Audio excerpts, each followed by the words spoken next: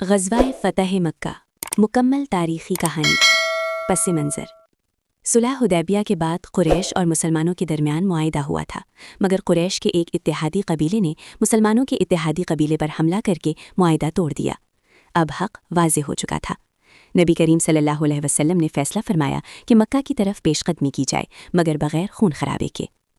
خفیہ تیاری: نبی صلی اللہ علیہ وسلم نے مہم کو خفیہ رکھا تاکہ مکہ میں جنگ نہ ہو۔ تقریباً 10,000 صحابہ کا لشکر مدینہ سے روانہ ہوا۔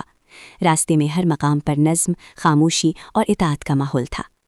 مکہ کے قریب پڑاؤ: لشکر جب مکہ کے قریب پہنچا تو رات کے وقت ہزاروں چراغ روشن کیے گئے۔ یہ منظر دیکھ کر مکہ والوں پر رعب طاری ہو گیا۔ حضرت عباس ابو سفیان کو نبی صلی اللہ علیہ وسلم کے پاس لائے۔ ابو سفیان کا اسلام قبول کرنا۔ نبی کریم صلی اللہ علیہ وسلم نے ابو سفیان سے فرمایا، کیا اب بھی وقت نہیں آیا کہ تم جان لو میں اللہ کا رسول ہوں؟ ابو سفیان نے اسلام قبول کر لیا۔ نبی صلی اللہ علیہ وسلم نے اعلان فرمایا، جو ابو سفیان کے گھر میں داخل ہو جائے وہ محفوظ ہے، جو اپنے گھر میں رہے وہ محفوظ ہے، جو مسجد حرام میں چلا جائے وہ محفوظ ہے۔ مکہ میں پرامن داخلہ: نبی صلی اللہ علیہ وسلم نے 4 اطراف سے مکہ میں داخلے کا حکم دیا۔ واضح ہدایت تھی، جب تک حملہ نہ کیا جائے تلوار نہ اٹھائی جائے۔ صرف ایک جگہ چند شرپسندوں نے مزاحمت کی، ورنہ فتح بغیر جنگ کے ہوئی۔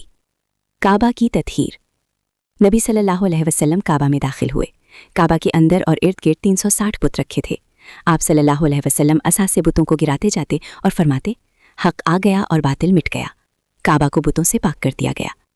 عام معافی کا اعلان: قریش خوف میں تھے کہ آج بدلہ لیا جائے گا، مگر نبی صلی اللہ علیہ وسلم نے فرمایا، آج تم پر کوئی گرفت نہیں، جاؤ تم سب آزاد ہو۔ یہ اعلان سن کر مکہ والوں کے دل بدل گئے اور لوگ جوک در جوک اسلام میں داخل ہونے لگے۔ حضرت علی کا کردار: حضرت علی نے کعبہ سے بت گرانے میں حصہ لیا۔ فتح کے بعد کئی اہم ذمہ داریاں سنبھالیں۔ عدل اور اطاعت کی اعلیٰ مثال قائم کی۔ فتح مکہ کے بڑے اسباق: طاقت کے باوجود معافی سب سے بڑی فتح ہے۔